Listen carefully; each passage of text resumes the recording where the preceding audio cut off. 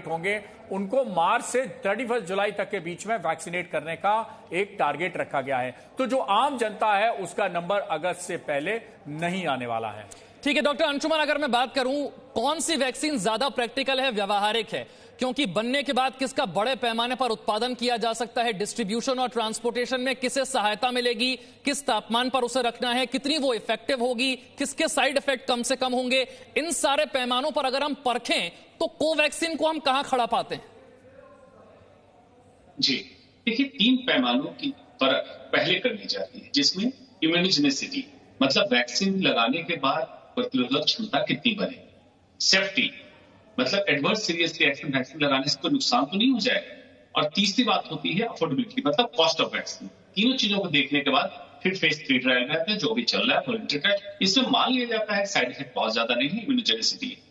लेकिन सबसे खास बात कोवैक्सीन की यह है कि भारत में बनने के कारण इसमें रॉ मटेरियल से लेके मैन्युफैक्चरिंग से लेके ट्रांसपोर्टेशन, जिसको सप्लाई चेन मैनेजमेंट कहते हैं, मतलब प्रोडक्शन लेवल से end of the user last बिल्कुल पीएचसी लेवल तक पहुंचाने में आसानी जरूर होगी, और कॉस्टिंग भी इसकी कम आ रही है, और स्वदेशी वैक्सीन है। तो ये सबको देखें तो मुझे लगता है कि ये वैक्सीन ज्यादा, लेकिन सेफ्टी और इफेक्टिविटी सारे वैक्सीन की ऑलमोस्ट बराबर होती है, तभी जाके इसको अप्रूवल मिलता है। ठीक है, पूजा जो बात डॉक्टर अंशुमन ने कही वही पैमाने एक बार फिर से मैं आपसे चाहूंगा कि एक अच्छी वैक्सीन की पहचान कैसे हो सकती है, कैसे माना जाए कि जो ये वैक्सीन डेवलप हो रही है ये भारत के लिए सबसे प्रैक्टिकल, सबसे व्यावहारिक होगी। उन पैमानों पर कोवैक्सीन को कहां खड़ा पाते हैं? देखिए, अच्छी वैक्सीन का पैमाना ये होता है कि वो सुरक्षित हो, भारत के लिहाज से अच्छा पैमाना ये भी है कि वो किफायती हो, और तीसरा बड़ा पैमाना ये है कि उसकी स्टोरेज हो सके। कोवैक्सीन की अगर बात करें तो 2 से 8 डिग्री यानी कि फ्रिज के टेम्परेचर पर वो सुरक्षित रह सकती है, इसलिए वो उस लिहाज से भारतीयों के लिए अच्छी वैक्सीन है। 25,000 का आंकड़ा है जिन पर इस वक्त ट्रायल चल रहा है। सबसे बड़ा ट्रायल अगर हम भारत में कहें तो कोवैक्सीन कर रही है 25,000 वॉलंटियर्स पर। 21 सेंटर्स में ट्रायल चल रहा है, जिसको NIV पुणे, ICMR और साथ ही में भारत बायोटेक तीनों मिलकर कर रहे हैं, और अभी तक कोई मेजर साइड इफेक्ट रिपोर्ट नहीं हुए हैं। अगर इन सारी बातों को देख ले तो कोवैक्सीन से सबसे ज्यादा उम्मीदें बंधती हैं विशाल। लेकिन भारत की सिचुएशन वैक्सीनेशन के मामले में बड़े व्यापक पैमाने पर है। अगर रूस ने भी वैक्सीन बनाई स्पुतनिक V, तो वो भारत की तरफ आया वायल्स बनाने के लिए और वैक्सीन बनवाने के लिए। सीरम इंस्टीट्यूट ऑफ इंडिया जो भारत की ही कंपनी है और पुणे में बेस्ड है, वो दुनिया की सबसे बड़ी वैक्सीन मैन्युफैक्चरर कंपनी है, और भारत बायोटेक जो कि वैक्सीन के सबसे बड़े ट्रायल कर रही है कोवैक्सीन के लिए। तो अगर इन तीनों को समझने की कोशिश करें तो वैक्सीन कोई भी बनाए, इंफ्रास्ट्रक्चर के लिहाज से और मैन्युफैक्चरिंग के लिहाज से, दोनों लिहाज से उसे भारत की तरफ देखना होगा। इसीलिए भारतीयों को ये उम्मीद रखनी चाहिए कि अगर वैक्सीन भारत में आएगी तो भारत की सरकार ये भी तय करेगी कि वो किसी भी देश से आए, चाहे वो बनने के लिए आए, चाहे प्रोक्योरमेंट के लिए आए, चाहे किसी और काम के लिए आए, भारतीयों तक वो पहुंचे।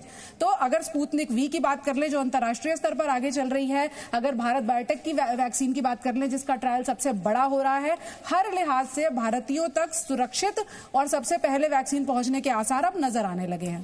देखिए, भारत की जो क्षमता है बड़े पैमाने पर उत्पादन की, ये भारत को लीडर बनाती है वैक्सीन के मामले में। जल्दी से रुक कर लेते हैं हैदराबाद में, प्रसाद भोसेकर मेरे साथ जुड़ गए हैं। प्रसाद, हैदराबाद पहुंच गए हैं प्रधानमंत्री, भारत बायोटेक की लेबोरेटरी तक कब तक पहुंचेंगे, आगे का कार्यक्रम क्या होगा?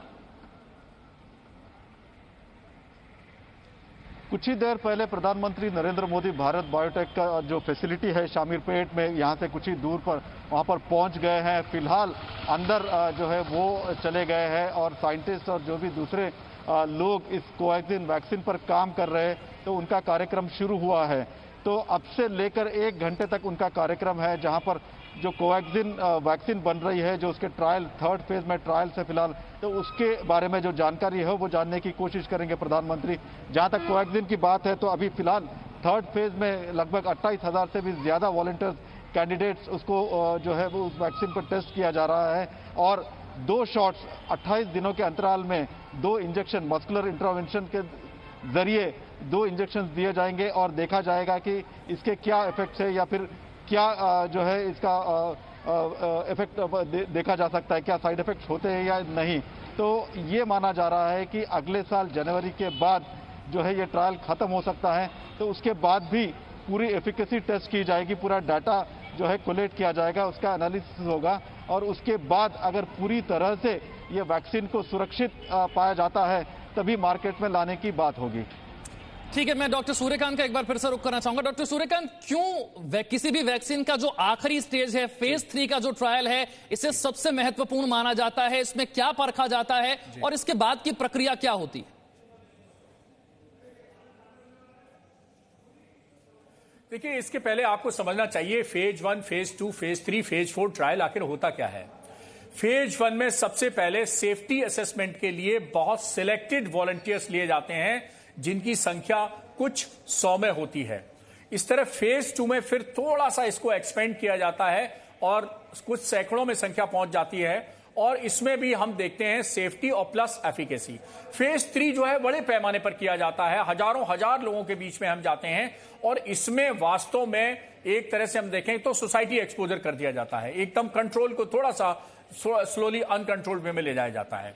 और इस 3 के सक्सेसफुल स्टोरी के बाद हम कह सकते हैं कि अब जाकर ये हम फील्ड ट्रायल में जा सकते हैं। तो फेज 4 ट्रायल जो होता है वो फील्ड ट्रायल का होता है। तो इसलिए फील्ड में जाने से पहले पूरी तरह से ये संतुष्ट हो जाना जरूरी है कि ये सेफ है, इसका साइड इफेक्ट नहीं है, इसकी एफिकेसी है, ये फेज 3 में पूरा जाके। इसलिए फेज 3 ट्रायल बहुत इंपॉर्टेंट होता है। फेज 3 के जैसे ही रिजल्ट आएंगे उसके बाद फेज 4 की परमिशन ली जाएगी और फेज 4 में जाकर बड़े पैमाने पर लोगों को वैक्सीनेट किया जाएगा।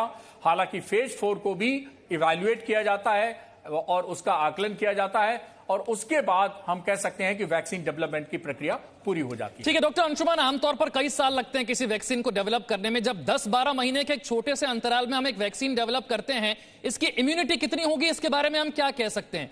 क्या यह वैक्सीन हमें कोरोना से 1 साल के लिए, 2 साल के लिए, या फिर जिंदगी भर के लिए बचाकर रखेगी? क्या यह अभी कहा जा सकता है? बहुत बहुत अच्छा और बहुत वैज्ञानिक तथ्य पे आधारित सवाल आपने पूछा है।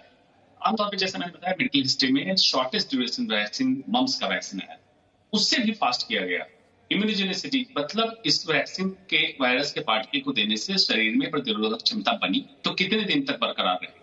जो कोरोना वायरस के संक्रमित मरीज निकल रहे थे, कुछ में देखा गया कि 2 से 3 महीने के बाद इम्यूनिटी नहीं रह गई। वैक्सीन बनने की प्रक्रिया में इसी चीज को ओवरकम करने की कोशिश की गई है कि एटलीस्ट 1 से 2 साल तो प्रतिरोधक क्षमता बनी रहे। लेकिन इसके 2 चैलेंजेस आएंगे। ये तो मास लेवल पर वैक्सीन लगने के बाद पता चलेगा कि कितने महीने या साल तक इसकी प्रतिरोधक क्षमता रही। दूसरा, जो वायरस पे प्रॉब्लम होती है, खास करके कोरोना वायरस जैसे virus, single standard RNA virus, कुछ दिनों के बाद स्ट्रेन इतना म्यूटेट कर जाता है, अपना जेनेटिक संरचना बदल लेता है कि वैक्सीन ना कारगर हो जाती है, जिसमें कई वैक्सीन हमारे पुराने फ्लू शॉट और इस तरह के वैक्सीन है। ये एक समस्या रहेगी। इसका परिणाम तभी हमें पता चलेगा जब वैक्सीन लग जाए, और लगने के बाद प्रतिरोधक क्षमता में इम्यूनोग्लोबुलिन लेवल हम मेजर करते हैं कि कितनी एंटीबॉडी रही, तभी हम बता सकेंगे कि क्या कितने समय के लिए वैक्सीन का। पूजा, मैं आपसे समझना चाहूंगा, हम अलग अलग वैक्सीन के बारे में सुनते हैं, किसी की एफिशिएंसी है 90%, कोई 95% प्रभावी है।